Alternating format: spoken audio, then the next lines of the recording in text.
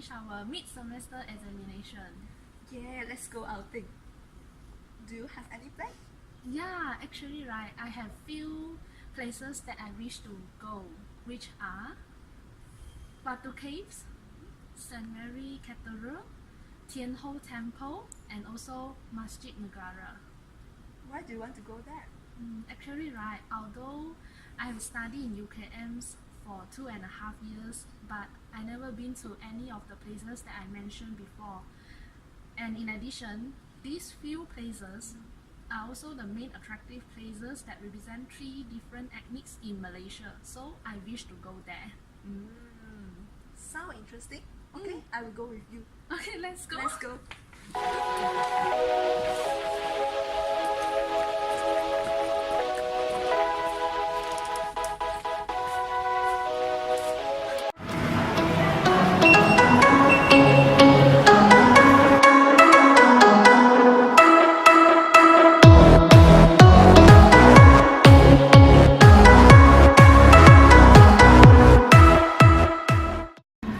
Charlene, come! Faster, we have reached already! Yeah, we have reached Batu Cave. Go! You see? The staircase, oh my god! Yeah, here we are at Batu Cave, one of the most famous Hindu shrine in Malaysia.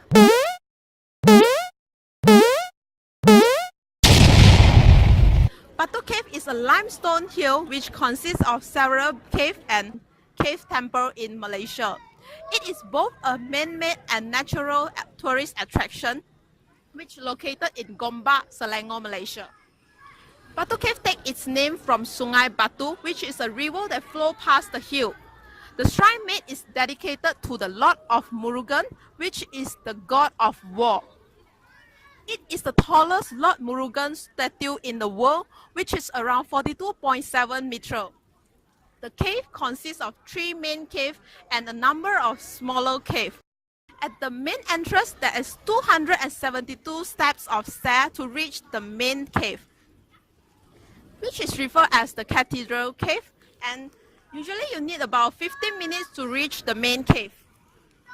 Besides that, painting and scenes of Hindu shrine can be seen in the Ramayana cave.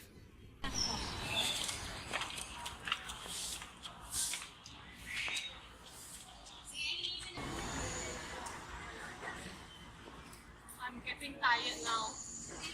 I'm out of breath, help me! Please run!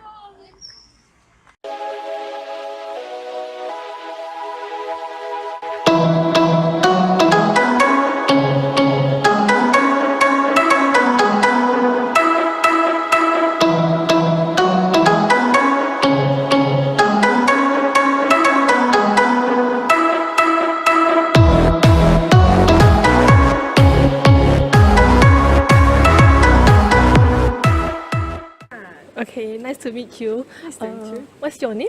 My name is Ola. Ola. Okay, where do you come from? I come from Poland. Poland. Okay, great. So, how do you know about Batu Cave? From the book guide, but also when I went to the hostel, the hostel Recommend me this place. Okay, so after visiting this place, what do you find about the uniqueness about Batu Cave? Uniqueness. Yeah. In the nature. Nature. Yes, it's a temple in the nature, so it's beautiful. It's beautiful. Okay, Yes, so it's beautiful. would you recommend this place to your friend in your country? Yes. Yes, okay, thank you. Batu Cave is the focus of Hindu communities' yearly Thaipusam festival. It usually takes place at the end of January or early of February. During Thaipusam, the devotee will be carrying a container containing milk to Lord Murugan, either by their hand or in a huge decorated carriers called kawadi. Batu Cave is actually easily accessible by using public transport and self-driving. For public transport, you can actually take the commuter train KTM from KL Central, and the last station will be the Batu Cave. Okay. Batu Cave. Okay. Then you just have to walk for around 5 minutes from the station to Batu Cave. And this one-way journey only costs you around 2 ringgit and 60 cents. So please do pay a visit to Batu Cave. See you to the next destination.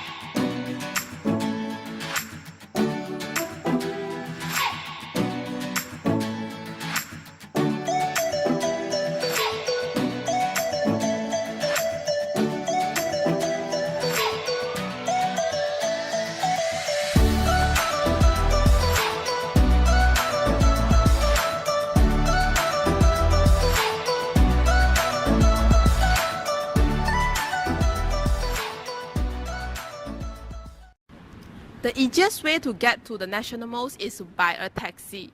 However, per trip via taxi will cost you around RM20, which is quite costly. But if you want to opt for other means of transportation, you may choose the Rapid KL bus, which is number B101 and B112. By using the bus, you have to get off at the Daya Bumi complex, and from the Daya Bumi complex, you have to walk to the National Malls. Besides, the National Malls is situated nearby the LRT station and KTM commuter. If you want to choose to go to the National Malls by train, you have to stop at LRT Pasar Seni or the Old Railway Kuala Lumpur station. From both of the LRT and KTM station, you have to walk to the National Mall as well.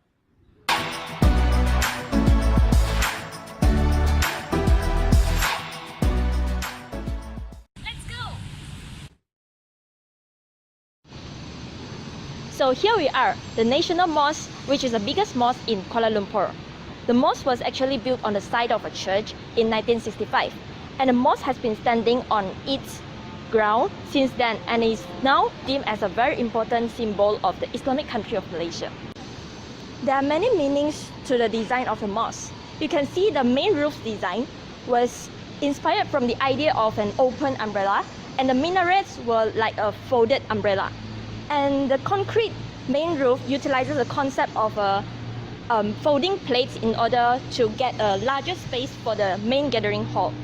And you can see around the compound, there are many fountains, and you can take photos and walking around. The National Mosque is a place for Muslims to do their prayers. It is also a good place which is open to the public.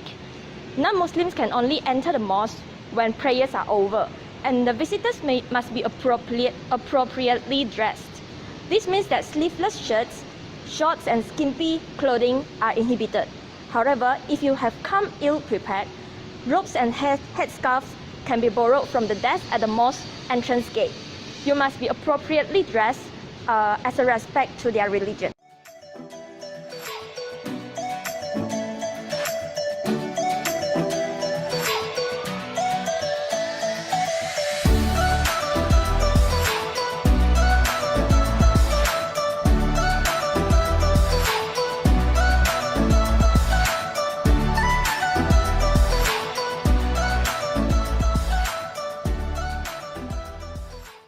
Malaysia's National Mosque is a nationwide symbol of Islam.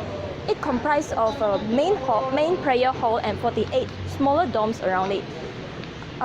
It can accommodate up to 15,000 people and is reminiscent of the Grand Mosque in Mecca, featuring abstract shapes and geometric lattice incorporated into their roofings and also ironworks. The Grand Hall is undoubtedly the most intricate part of the mosque with verses from the Quran decorating the walls. Hello, nice to meet you. My name is Yap. I'm from UK. And may I know your name, please? My name is Shahrudin. I'm a volunteer for the Summit Al-Shadi for the mosque tour guide, masjid tour guide. Hello, nice to meet you. Do you mind to answer a few questions about this mosque? Okay. Yeah, very sure. good. Do you mind to briefly explain about Islam to the people who don't know about this religion? Okay. Basically, in this mosque, we talk Islam. We talk about the place of prayer, the direction of prayer, the minbar, the mihrab, and the minaret. The things that are obvious first. Then we try to relate to them. Why are we praying this direction? Why there's no picture, no statue, no idol in any mosque? We try to explain them so that they understand Islam, and we try to address their misconception. Mainly they thought that we worship Kaaba. No, we don't worship Kaaba. In fact, we have finished prayer, we just Assalamualaikum, Assalamualaikum, we just go off, and we don't bow like this. And we try to tell them Islam, the woman is in a special position, and also we try to address the misconception that is extremism. And you see, in fact, this mosque shows that Islam is a very open religion.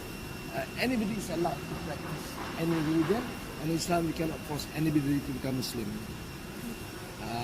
Besides that, we tell them Islam is a logical and practical religion.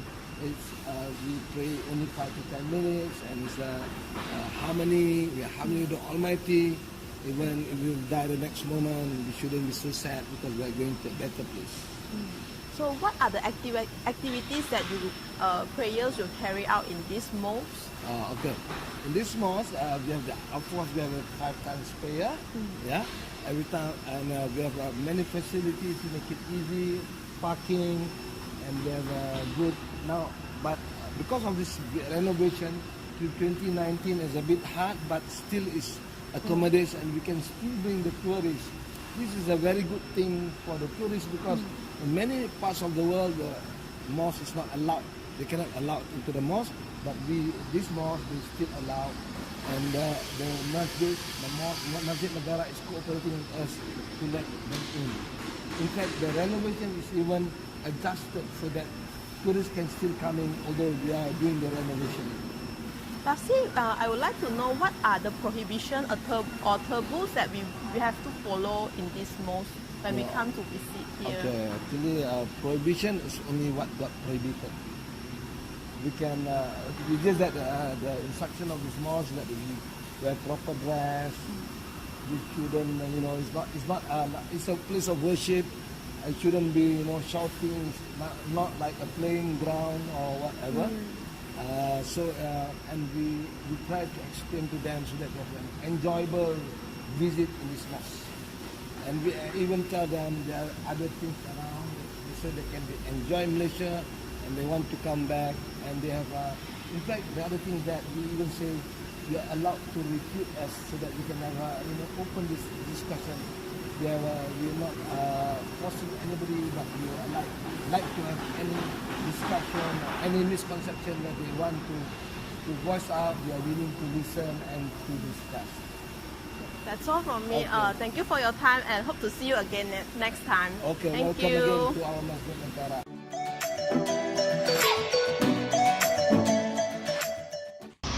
Siuling, we have just finished visiting Masjid Negara. Do you have any idea where we are going next? Oh, I think we can go to Saint Mary Cathedral because it's just nearby to Masjid Negara. Oh, then how are we going there? I think we can go by Grab car because it's very convenient and just need around 5 minutes to reach there. Oh, I agree because since now it is raining because it is more convenient if we go by Grab car. Yeah, so we can go by Grab car. Okay, let us grab the car now. Yeah, let us enter the Destiny. Saint S-T-M-A-R-Y Cathedral. BRAL. Yeah.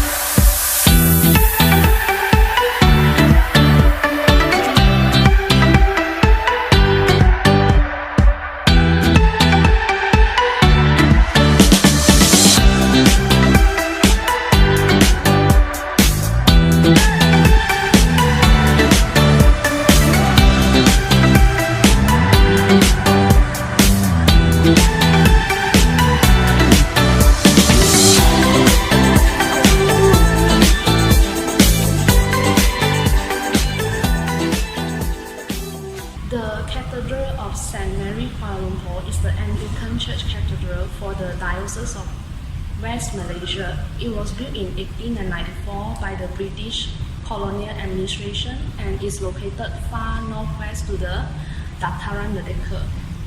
The Anglican Church has two other cathedrals in East Malaysia, which are St. Thomas in Kuching and All Saints in Kota Kinabalu. In St. Mary Cathedral, there are no graveyard at the church.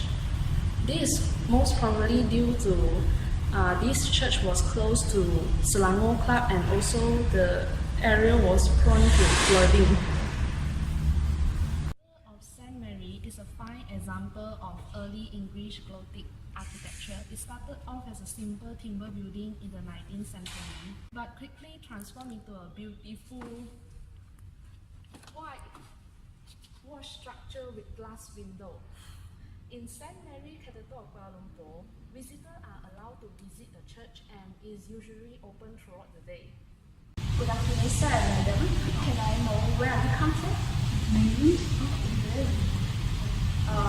Come for travel? Okay. So if this is your first time to St. Mary Cathedral? Yes. How do you come here? We walked and came on the bus. Well, we flew from London to Kuala Lumpur, and we're staying at the Mandarin or Orient Hotel. Mandarin Orient Hotel. That's right, and we walked. Walk here? Yes, well, we took a bus for 2 stops, but we walked mainly, yes, in the rain. So how do you feel now? Wet. Yeah, because it's raining. Yeah, but it's very interesting. We like walking around cities, so that's good. What attracts you to come here actually? Well, we've been to Borneo already, so we wanted to see the wildlife in Borneo, and we like to see cities, so we come to Kuala Lumpur to see Kuala Lumpur and walk around the city for a couple of days, and then we're going on to Malacca to do the same, and Penang to do the same, just to walk around and see the buildings, restaurants. I see. So I hope you can enjoy the trip in Malaysia. That's all from me. Thank you very much. Okay. Good afternoon, Mr. Vincent. Good afternoon. Can I ask you some questions about this St. Mary Cathedral? Okay, thank you very much. Okay. Can I know what are the activities that carried out in this church? What are some special activities? Sure. Our main activities are Sunday services. So every Sunday we will gather here for services. So every Sunday here we will have a lot of people, is it? Yes, that's right. Okay. Then can I know what is your job scope here? I'm one of the pastors here, so I help with teaching and looking after people. I see, it's great. Then during Christmas, Yes. what are the activities here? During Christmas, Is there any special events during Christmas? mostly we just have church services here. So for Christmas, then we'll have a very big church service. That's right. That's all. Thank you, Mr. No Vincent.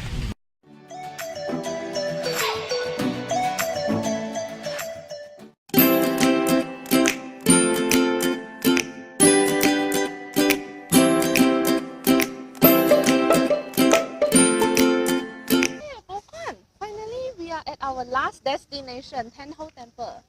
Have you Tenho Temple? Yeah. Have you been here before? Yes, I came here 5 years ago for my sister marriage registration. Oh, I see. Now only I know that Tenho Temple have marriage registration. Yes, it is located at the 3rd floor of this building. I see. So let us pass to Lillian. Yes. Tenho Temple is one of the largest Chinese temples in Southeast Asia, and it was built by Hainanese in 1989 for the purpose to commemorate the goddess of Tenho. Tenho Temple consists of 4 levels. At level 1, there are several souvenir shops and food court, while level 2 is the banquet hall where most of the Chinese wedding dinners are held there. And level 3, there is marriage registration center and administrative offices. And level 4, which the rooftop is beautifully decorated by the dragon-inspired column. At this main temple hall is the place where all of the cultural and religious activities are held regularly.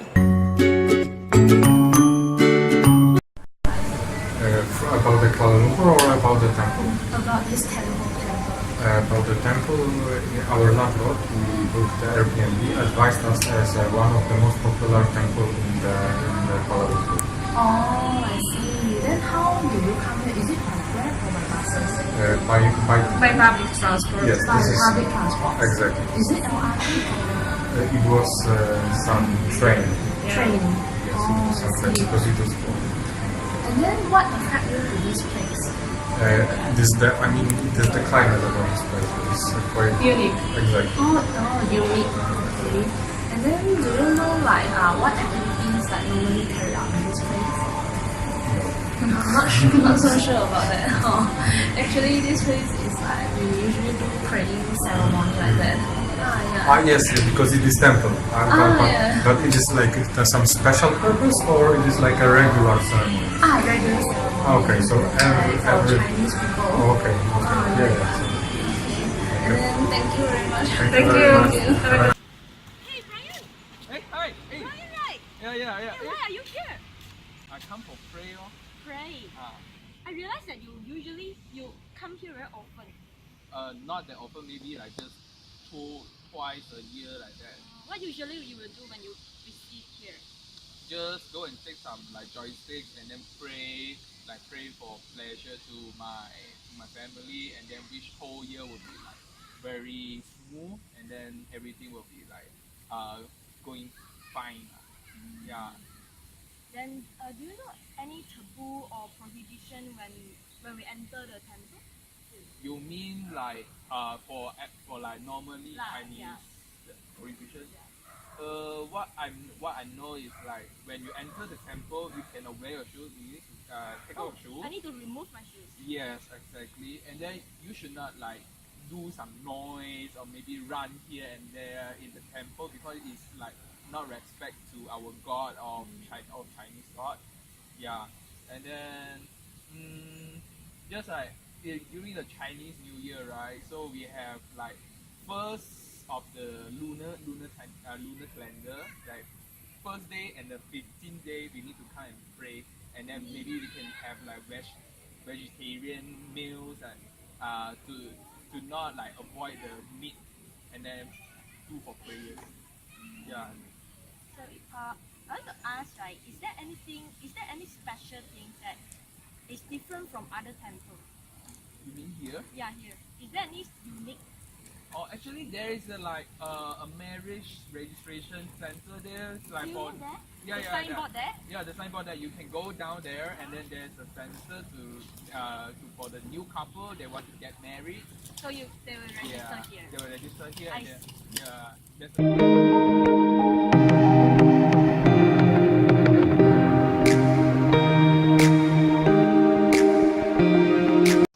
Finally, we have visited historical buildings in Kuala Lumpur, which are Batu Caves, St. Mary Cathedral, Tian Ho Temple, and also Masjid Negara. We hope that this documentary is beneficial to all the audience, and hope they can grab these opportunities to visit these places during their free time. Our visit will stop at here this time, and see you in the next episode. Next episode we will talk about the delicious food in Malaysia, so stay tuned.